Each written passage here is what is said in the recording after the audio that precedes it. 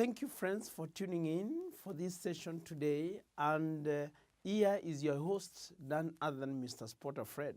Today, we are going to do our revision in respect to a pilot paper for financial reporting that was given or issued out on September 2015 following a new syllabus for CASNEP as Certified Public Accountants. So that's what we are going to look at. Now, friends, from our previous session, we have looked at question 1. So today, we are going to look at question 2. From our previous sessions, we have looked at question 1. Now today, or this session, we are going to look at question 2. So we are saying,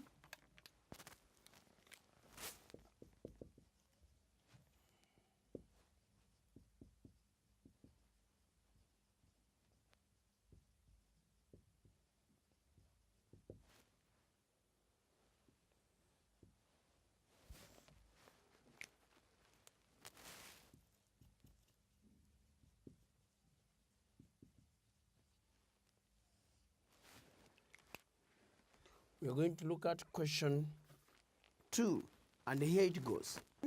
The following trial balance relates to be limited as of 30 June 2015. Leasehold property at valuation 1st July 2014, 75,000. Plant and equipment at cost. Accumulated depreciation, plant and equipment. Capitalized development expenditure 1st July 2014. Inventory, we have trade receivables, we have trade payables and provisions, we have revenue, we have cost of sales, we have distribution costs, administrative expenses, we have the preference dividend paid, we have the interest on bank borrowings, we have ordinary dividend paid, research and development costs, we have ordinary shares, 1 shillings each, we have 8% redeemable preference shares, we have the retained earnings, we have the deferred tax, we have the leasehold property, revaluation reserve, we have accumulated amortization 1st July 2014, we have the bank. Now, we move on to additional information. 1, leasehold property had a remaining useful life of 30 years. As at 1st July 2014, the company's policy is to revalue its property at each year end. As at 30th June 2015, the leasehold property was valued at 64.5 million. On 1st July 2014, an item of plant was disposed of for 3.75 million cash. The proceeds were treated as sales revenue. The plant was still included in the trial balance at cost of 12 million with the accumulated depreciation of 6 million. All plant is depreciated at 20% per annum using the reducing balance method. Depreciation and amortization on all non-current assets is charged to cost of sales, and amounts for the year had not been provided. 2, ignore deferred tax on revaluation charges. 3, in addition to capitalized development expenditure in the year amounting to 30 million, further research and development costs were incurred in the year on a project that commenced on 1st July 2014. The research stage of the new project lasted until 30th September 2014, taking up to 2.1 million of the costs. From 1st October 2014, the project's development costs 1.2 million per month. On 1st January 2015, the directors established that the project's technical and commercial feasibility and committed to completion of the project. The project was still under development as of 30 June 2015. 4, capitalized development is amortized at 20% per annum on a straight-line basis, and expense research is charged to costs of sales. Number 5, B Limited is being sued by a customer for 3 million shillings for breach of contract. The company has obtained legal opinion that there is a 20% chance of losing the case. Accordingly, the company has provided 600,000 shillings, 20% of 3 million, that is, included in the administrative expense. The irrecoverable legal costs of defending the action are estimated at 150,000, and these costs have not been provided as the legal action is not expected in court until the next financial year. 6. The redeemable preference shares were issued on 1st January 2015 and have an effective interest rate of 12%. 7. Income tax should be provided for the year at 17.1 million and the required deferred tax liability is 9 million shillings. Required, prepare in a format suitable for publication. Statement of comprehensive income for the year ended 30 June 2015 and B, statement of financial position as of 30 June 2015. That is 12 marks and 8 marks respectively, coming to a total of 20 marks. Now, friends, from the required point of view, we are required to prepare financial statements for publication. That is in respect to the presentation as number 1, the statement of comprehensive income, which we also refer to the statement of profit or loss and other comprehensive income. Then the statement of financial position. There is some items that have been excluded here. One of the items that we have not been required to do, but we can also go ahead and do it, is the statement of changes in equity. We may want to do that for visual purposes. Then, there are some notes to the financial statements which have not been requested, but we may not want to go to that extent. We may want to do the statement of comprehensive income. We do the statement of changes in equity and the statement of financial position. Now, from the required point of view, friends, you realize that we are preparing a financial year, we are preparing our financial statements for the year or as of 30 June 2015. In other words, it means that our financial year begins in July of one year and ends in June of the other year. This means that the current financial year begins on 1st July 2014 and ends on 30 June 2015. That's our current financial year, and we need to understand that point very importantly, because we'll be required to understand that there are some items in the trial balance which relates to the balance sheet at the balance sheet date, and those that will behave like our opening balances, and we need to take that into account accordingly. Now, I go back to the information. I look at the trial balance. We analyze the trial balance before we proceed to the addition information. We explain the addition information, and those addition information that require immediate workings, we do the workings accordingly. But there are those addition information that may be used in a subsequent adjustment. Then we explain that and do exactly that the moment we come to that point of using it. Now, question 2, in that trial balance, we are given the trial balance, and the first item is a leasehold property at valuation on 1st July 2014. Remember, that is part and parcel of the property, plant, and equipment, and that's the cost at the revaluation as at 1st July 2014. We are going to see whether there was a revaluation at the end of the year or there was any depreciation of the same. Plant and equipment at cost. We have been given the cost, and remember, that is part of the property, plant, equipment. But we need to get the net book value as of 30 June 2015 for the purpose of our statement of financial position. Then we have been given accumulated depreciation. Those are the accumulated depreciation at the beginning of the year. The one for plant and equipment, that is the accumulated at the beginning. We need to determine the depreciation expense for the year so that we compute the net book value of our property, plant, equipment at the balance sheet date. We have capitalized development expenditure. There is capitalized development expenditure. That's part of our non-current assets. We have the 30,000. That's okay. We have inventory. Inventory, unless otherwise you are advised. If you're not advised, then that inventory automatically is the closing inventory. Unless otherwise you are told that inventory is as at 1st July 2014. So that one is a closing inventory. We may use it to determine our cost of sales. If you are given the cost of sales, fine, then that inventory will be reported as a current asset. Trade receivables, that's a current asset. Trade payables and provisions, that is a current liability. We'll be reporting it in our statement of financial position as so. Revenue, that's our sales or turnover. Then cost of sales, we will be given. We may do some adjustment of the cost of sales. Distribution costs, we may do some minimal adjustment, if any. Then admin expenses, that it may also be adjusted if there is additional information affecting it. Then preference dividend paid. We are going, remember, we want to know this preference dividend, is it for irredeemable or redeemable? If it's for redeemable preference shares, then that is part and parcel of the finance cost. You need to remember that. Then we have been told the interest on bank borrowings, that's part of the finance cost. Then ordinary dividend paid, fine, that will be adjusted in the statement of changes in equity. Research and development costs, that is, they have not been capitalized unless otherwise we are told. We are going to confirm that. Then we have ordinary shares, 1 shilling each. That's okay. We know that the total value is 75 million. Unless we issued shares, then if we issue, then we adjust our ownership capital. If we didn't, the 75,000 will be reported in our statement of financial position. 8% redeemable preference shares. Now, you realize that it's a redeemable preference shares. So this means that this is an uncurrent liability.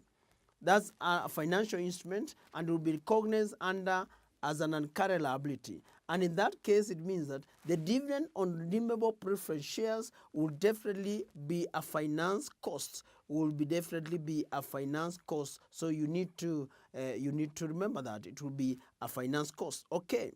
Then we have been told the retained earnings, fine, and before I go there, 8%, it means that we'll be required to pay a dividend of 8% on 30,000. If you take literally, I'm seeing 8% on 30,000, friends, that's like 2,400. That's 2,400. But you realize that what was paid up there is 1,200. For the whole year, we need to recognize the 2,400 as a finance cost, but out of which 200 has been paid, there's another 200 which has not been paid. We have also been told that there is a retained earnings. Those are retained earnings brought down at the beginning of the period. Deferred tax, that's our non-current liability. At the beginning, we'll want to know whether there is changes in the deferred tax accordingly. Leasehold property, revaluation reserve, that is a reserve in respect to the leasehold property. We are going to see whether there is any adjustment, increase or decrease on the reserve. But if there is nothing, that will be reported in our statement of changes in equity and subsequently to our statement of financial position. Accumulated amortization, 1st July 2014, we are given at the beginning. And we were told that there was a capitalized development expenditure. That's okay. So we have the accumulated amortization, and we're going to determine the amortization for the year so that we get the total accumulated depreciation amortization as of 30 June 2015. We have the bank. Now, friends, you realize that the bank balance is on the credit side. That means that there's a bank overdraft. So it's a current liability. Don't forget that. Now, let's go to additional information. 1. Leasehold property had a remaining useful life of 30 years. As at 1st July 2014, meaning if you're going to depreciate it, we are definitely going to take the leasehold property divided by 30 years to get per annum. That's okay. The company's policy is to revalue its property at each year end. As at 30 June 2015, the leasehold property was valued at 64.5 million. Now, one thing you need to remember there, the revaluation was done as of 30 June 2015 at the balance sheet date. So as we are going to prepare the property plant equipment, we are going to recognize 64.5 million as part of the property plant equipment. But apart from that, we'll have to use that information to determine the revaluation gain. We'll want to know the gain or loss. We want to know the revaluation gain to be reported as other comprehensive income.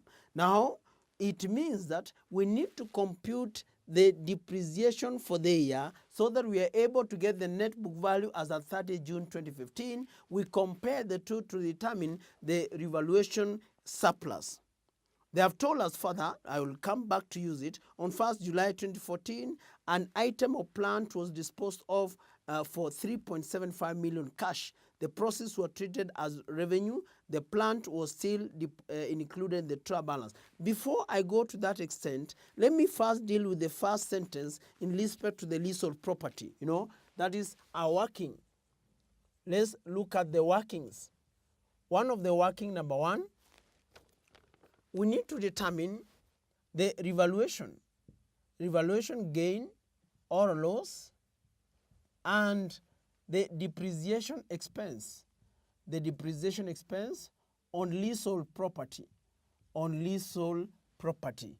On leasehold property. You need to know that if you are talking about the revaluation gain or loss, you take the revalued amount. The revalued amount, you subtract the net book value. The net book value, at the date. At the date when the asset was revalued. When the asset was revalued. So our revalued amount, that is 30th June 2015, that's when we revalued it. We have been told is 64.4. Our figures, let me put it in thousands. 500, 64,500. So we are going to compare the net book value. The net book value at the same date. The net book value as at 30th June 2015. That's what we are going to do. So how do we get it? Remember, we have the costs. The costs as at 1st July 2015. Not 2015, but 2014. The cost of the leasehold property, is it the cost of valuation? This is actually the valuation. It was valued at the beginning, and that is 75 million. There is accumulated depreciation. It was that's the leasehold property less depreciation expense. Depreciation expense for the year. Depreciation expense for the year, we've been told, is as a remaining useful life of 30 years. So that's 75 million over 30 years. How much will that be? I take my calculator and say 75. I divide that by 30 years. So this is 2,500. So I subtract that, I get the net book value.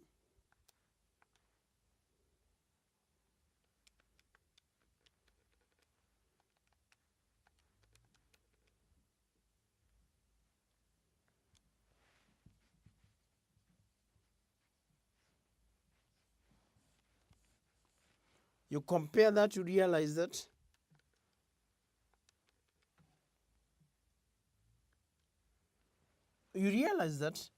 the revalued amount is 64,500, but the net book value, friends, is 72,500, because they have told us that the leasehold property at valuation 1st July 2014 is given, and we have been told that the leasehold property has a useful life of 30 years as of 1st July 2014, and it was revalued at 64,500. This means that there is a loss.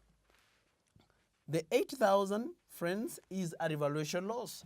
So revaluation loss. So there's a loss of 8,000. That's important. We have known that, and we have, at the same time, we have also determined the depreciation expense for the year as 2,500. I still continue with note number 1. The next sentence now, the second or the third sentence, on 1st July 2014, an item of plant was disposed of for 3.75 million cash. The proceeds were treated as sales revenue. That's a mistake.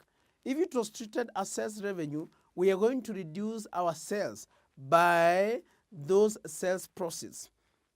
The sales proceeds, we have been told, is 3.75 million. So we are going to reduce our sales by 3.75 million. We adjust our disposal account so that we determine the gain or loss. The proceeds were treated as sales revenue. The plant was still depreciated at 20% per annum using the reducing balance method. We have been told that the plant was still depreciated at 20% per annum using the reducing balance method. Depreciation and amortization on all non-current assets is charged to cost of sales, and amounts for the year had not been provided. So we need to determine that. We need to determine whether it's a gain or a loss on disposal. We also need to determine the depreciation on the plant, or rather on this equipment. Then we do the necessary adjustment to our cost of sales. Not forgetting that the depreciation expense on leasehold property will also be recognized as cost of sales, as we have been told. Now, on that note, first let's try to determine whether it was a gain or a loss. We have been told the plant was still included in the trial balance at costs of 12 million.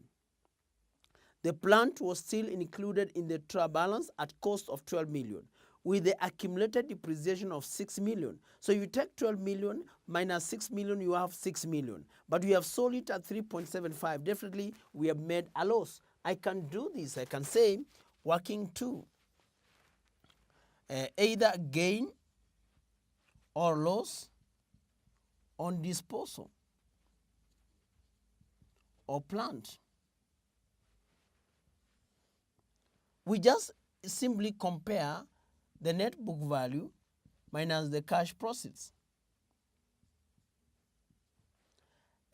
We have the costs. The cost is shillings 12 million. Accumulated depreciation is shillings 6 million. So the net book value is 6 million definitely. So if you compare the net book value and the cash proceeds, you come and say net book value of disposed assets. We have it as 6 million less cash proceeds.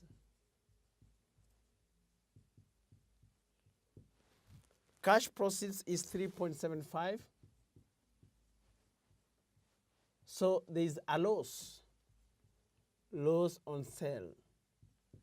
The loss on sale, I take my calculator, friends. I say 6 million minus 2250. Unless you are told otherwise, the loss on sale will be reported as part of the cost of sales. We have done previous questions and you have seen how it goes. Unless you are told otherwise, this loss on sale will be reported as part of the cost of sales. We have been told that all plant is depreciated at 20% per annum using the reducing balance method. Depreciation and amortization on non-current assets charged to cost of sales. Fine. We are going to calculate depreciation. I can call this as working number 3, depreciation on plant. Depreciation on plant and equipment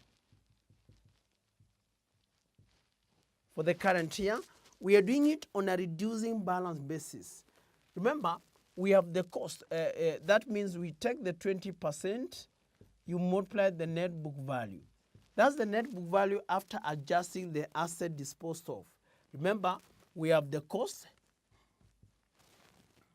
The cost of this plant and equipment is 114,900 less the one disposed of.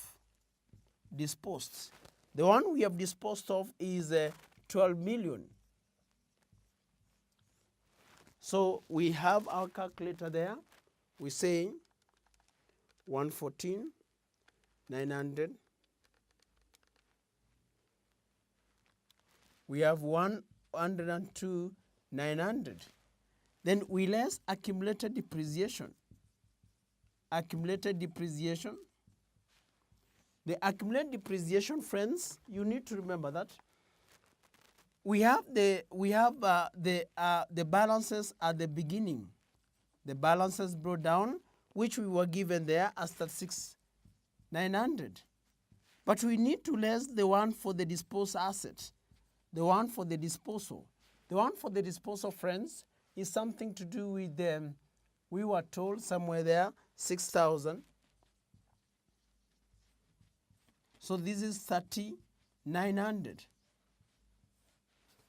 Then what do we get as the net book value?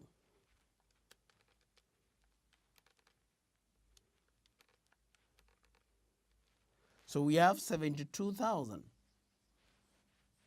Then now, depreciation expense, friends, depreciation expense is simply 20% on the 72,000.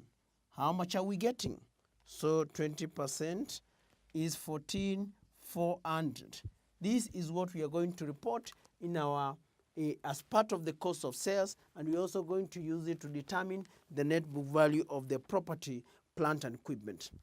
Number 2, ignore deferred tax or revaluation charges. Fine. It means that if they are not told you that, you could have taken the tax rate, you multiply the the revaluation gain. But this was a loss. It was not a gain. It was a loss. So there could not be a revaluation, a deferred tax on that in any case. 3, in addition to capitalized development expenditure in the year amounted to 30 million, further research and development costs were incurred in the year on a project that commenced on 1st July 2014.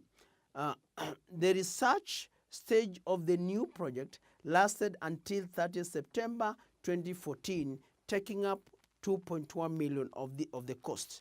From 1st October 2014, the project's development costs 1.2 million per month.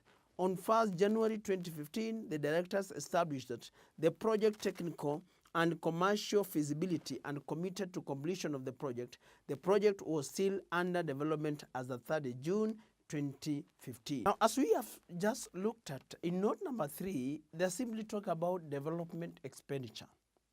There is research expenditure, there is research cost of a new project which commenced, and that research stage was costing 2.1 million. That's what we are going to recognize, or we are going to capitalize. But thereafter, there is development expenditure which was taking 2.1, which was taking 1.2 per month. Now remember, the research took into account up to 30 September. Those are like 3 months. And from 1st October up to 30th June 2015, we were able to incur 1.2 million per month. So those are 9 months. If you take 1.2 million, 1.2 million per month, by 9 is coming to 10.8. 10.8 will be expense. 10.8 will be expense, and most cases it will be expense under the cost of sales. In fact, if I'm not wrong, we were told in note number 4. Then 10.8, if you add it with 2.1, you are getting 12.9, and the 12.9 was given in our trial balance. That's important, so that's not a big deal. We are able to use it later. 4, capitalized development is amortized as 20% per annum on a straight line basis, and expense research is charged to cost of sales. Now that's important because we are going to amortize. There is initially, we add a total of capitalized development of 30. We have 30,000. We add the research stage, the research expenditure, which we need to capitalize, and that is the 2.1. So 2.1. We have 32,100. So that is what we are going to amortize at 20%. So 20% of that 6420 is our depreciation. And they have told us that we are also going to expense that amortization, or rather, the capital is amortized at 20% per annum on a straight line basis, and expense research is charged to cost of sales. So they are all going to be recognized to the cost of sales. And the research which we are saying about 10.8 million, the 1.2 per month is going to be recognized as part of cost of sales. We move on to number 5. B Limited is being sued by a customer for 3 million for breach of contract. The company has obtained legal opinion that included in that there is a 20% chance of losing the case. It means that if there's a 20% chance of losing the case, there are more chances that they are going to win the case. If they are going to win the case, then they will not be required to pay the 3 million. But according to the company, they have provided 600,000, which is 20% of the 3 million. That's okay, including the admin expense. Now, we should not recognize it as an admin expense because the chances of winning the case are very high. So we are going to exclude it from our admin expense. That's a contingent liability, and we should not report it accordingly. The recoverable legal cost of defending the actions are estimated at 150,000, and these costs have not yet been provided for, as the legal action is not expected in court until the next financial year. Now, in that case, we are going to reduce our admin expenses by 600,000. But there is this 150,000 which need to be recognized, because whether they win or lose, we are going to recognize it that this is when we were sued the current year. So the 150,000 must be recognized, but it has not been paid yet. We are going to recognize it as an accrued expense that we have to pay and will be reported as so. 6, the redeemable preference shares were issued on 1st January 2015 and have an effective interest rate of 12%. Now, in this case, the redeemable preference shares was issued on 1st January 2015. So it has only been there for only 6 months. So if you're going to calculate the preference dividend, we're only going to base the preference dividend for the 6 months. That's important. 7, the income tax should be provided for the year at 17.1 million, and the required deferred tax liability is 9 million. So 17.1 million is our tax expense for the year. Out of 17.1 million, we have not paid anything. From the trial balance, we haven't paid anything. So that 17.1 million not only will be adjusted in the income statement, but will also be reported as a current liability. Then we have also been told the required deferred tax liability is 9 million. What was the deferred tax liability in the trial balance? It was something to do with 8.7. So we have realized that there's an increase. That increase of 300,000 will be adjusted as an expense in the income statement. But at the same time, in the statement of financial position, we are going to recognize the 9 million as our non-current liability. Now, that's said and done. We are going to look at any necessary adjustment working for the purpose of preparing our financial statements. One of the workings that we can do from here, working number 4, we need to determine maybe the property, plant, equipment. From the property, plant, equipment, we compute our cost of sales, because the rest, like admin expense, it has a very minimal adjustment that we can easily do, and the distribution cost does not have an adjustment at all. Some of the items we can easily adjust them as we do the question. So what is only necessary, or rather important, is working number 4,